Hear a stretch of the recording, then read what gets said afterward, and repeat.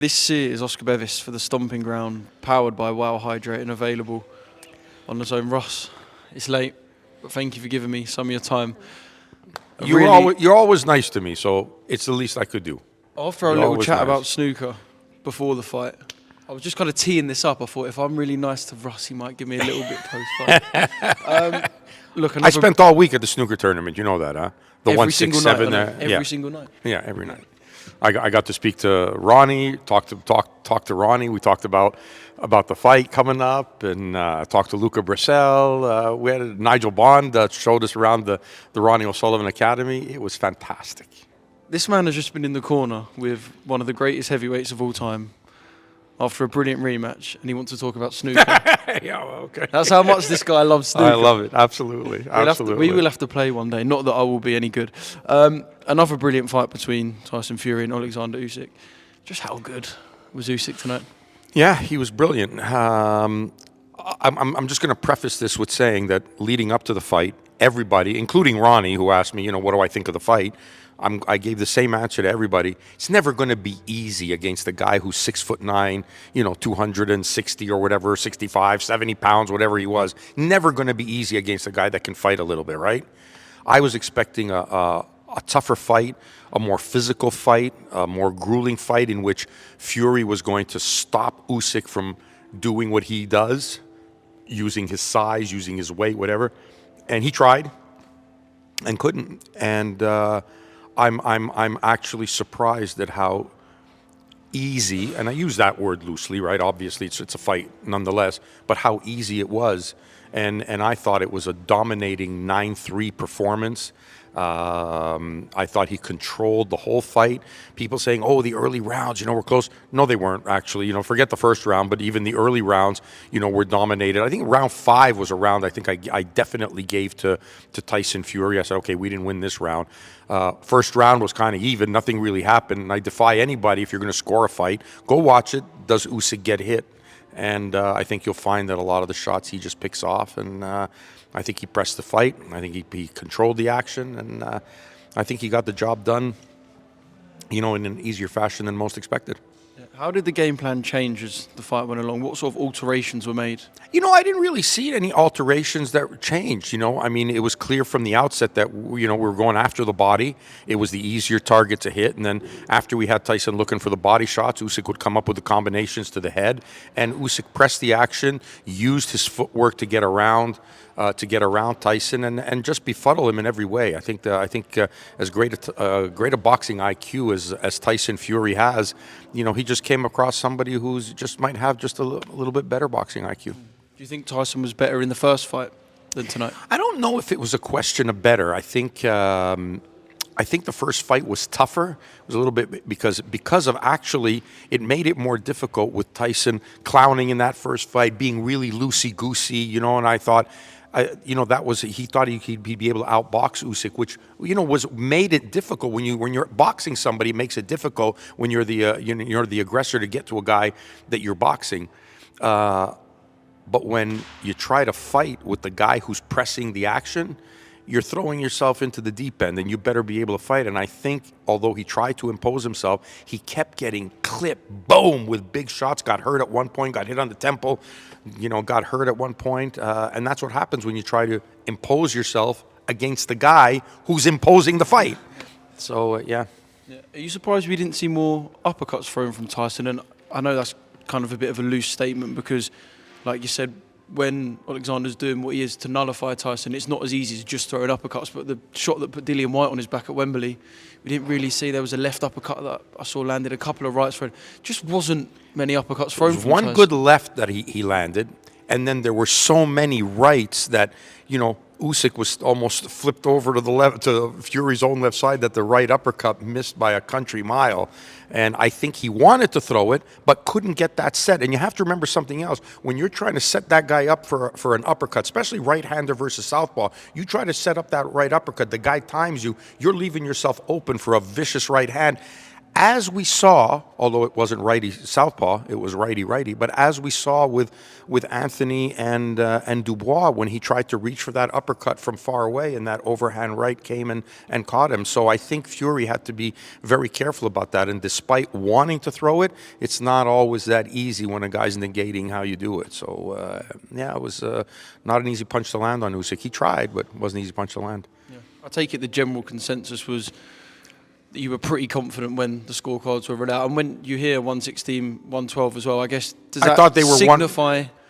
Like, did you know at that moment? When you heard a 116, 112, it only had to be... Bro, I thought I went and I said, we won every round. Now, I'm stretching it a little bit, you know, by winning every round. But when I look back on it, I'll say, okay, if you want to give any of the close rounds to Fury, good.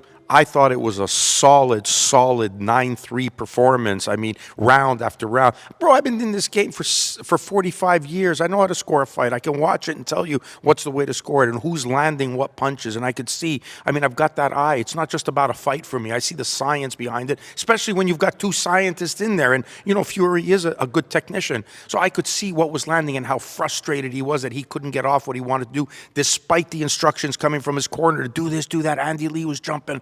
You know, Sugar was, come on, do this. He was incredible. And he wasn't delivering on what they wanted him to do because he couldn't. So I could see who's winning the fight. I could see the pressure that we were applying. I could see the feints. I could see who was in control. And, you know, it was Usyk. And at best I can give it is 9-3. I thought it was a master class and a very, very comfortable win. I think the judges were somewhat generous, as they were the first fight. I mean, the first fight was ridiculously generous, you know. So just to give you an idea of how much a masterful performance it was from Usyk that they couldn't. They tried to be close, but they couldn't. So do we just take Frank Warren's comments after the fight as standard promoter talk? You got your own eyes, bro. Yeah. You got eyes. I mean, come on. Every time someone loses, no, I got robbed. Are you serious, man? It's quite a loose term now. It's exactly, right? I mean, exactly. We've seen some. You know, we know what a robbery is, and of course. Yeah. And if you thought he won, you'd have seen the crowd react. You'd have seen the Fury fans react. They were silent. And when you go into an arena and you're fighting a guy and his fans are silent, that tells you who's winning the fight. Yeah. Can I talk about a couple of things pre-fight that come snooker? up, especially yesterday? No. We'll do a snooker in depth one day. I'm sure we will. Beardgate. What was all this about Tyson's beard and WBC rules and a certain length or a cushion for... Can you kind of clear up what I'll clear up anything you want, or do you want my personal opinion on beards and boxing? That's the first thing. My personal opinion or the rules? Both. Let's start with your personal opinion. My personal opinion is I don't give a flying about a beard. I don't care. And anybody who thinks that a beard provides a cushion has obviously never been punched, okay? And if it does provide a cushion, then every fighter would defend themselves with the top of their head so that they could have that nice cushion on the top of their head, right? A complete fallacy, okay? So that's which then leads me to the ruling, which states, you know, you have to wear the beard at a reasonable length, and providing it doesn't provide a cushion. How did somebody write this rule up thinking that this was the right... Press on your beard, bro. Is there any cushion there when you? I'm lucky that you call this a beard. Yeah, exactly. That's true. I mean, your growth, your minor 3-day growth. Yeah. You know, I was thinking this: a fighter who a heavyweight punch is not going to be absorbed by a beard. It's ridiculous that you're even thinking that, man. Like the fact that that's even a possibility and people think that exists is insane. It's insanity, man. They're like, are you serious? And why are you worried more about a guy's beard instead of their hair? If anything, Tyson doesn't have the hair to cushion. No, and some fighters who do, I guess it doesn't make... It doesn't cushion any difference at all. Of course not. Yeah. And it's actually more dangerous, you know, when you think about a guy with a head of hair. If he wants to be dirty and rub his hair in your cut, well, that's a lot easier than trying to rub his beard in your cut. You know, like, what are you doing, man? Like, I mean, that's crazy. That's dumb talk. You got two guys beating the hell out of each other with baseball bats, and you're worried about the beard? Are you serious? Come on, man. That doesn't make any sense to me whatsoever. If anything, if the one thing that the more and more I think about this should be outlawed or should be done is these braids that the girls and some guys wear in their hair. Yeah.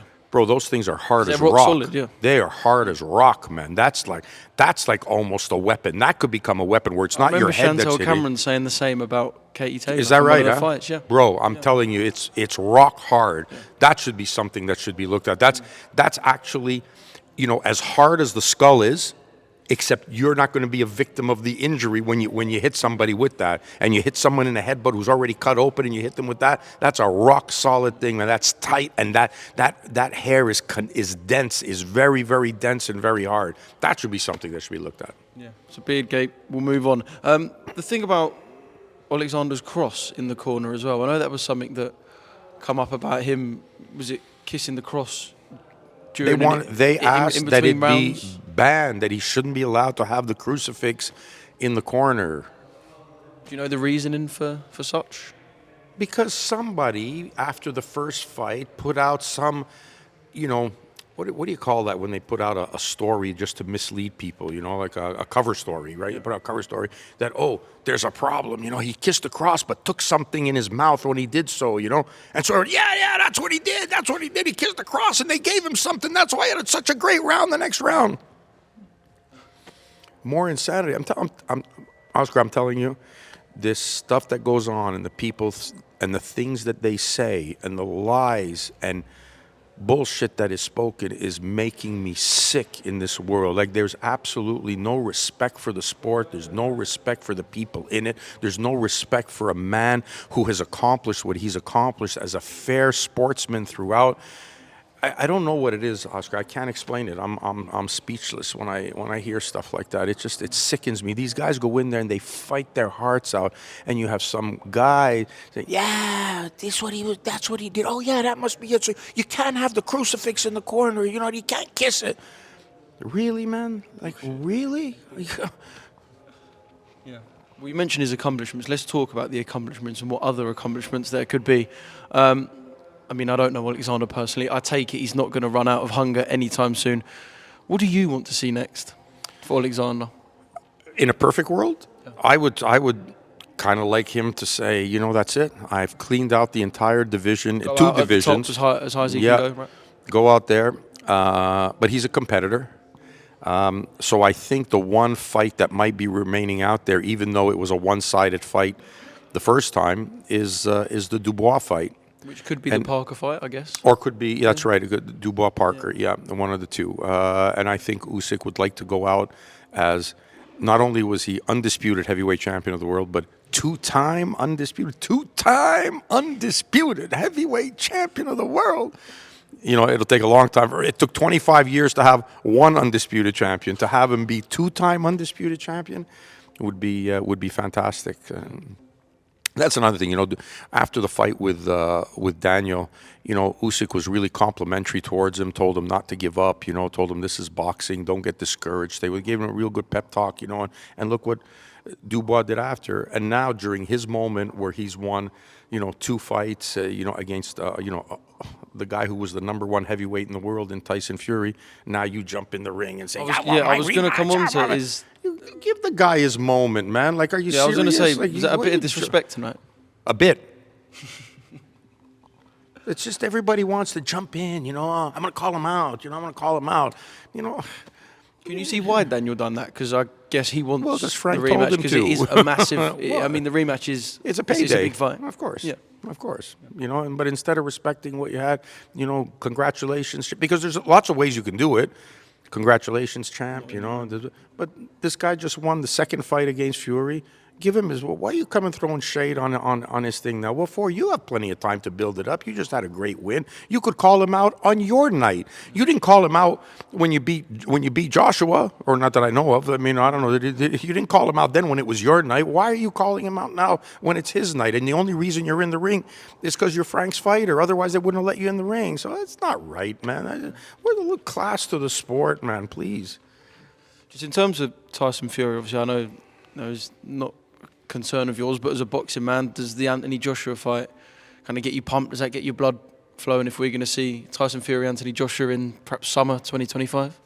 No, that's your guys' fight. I don't.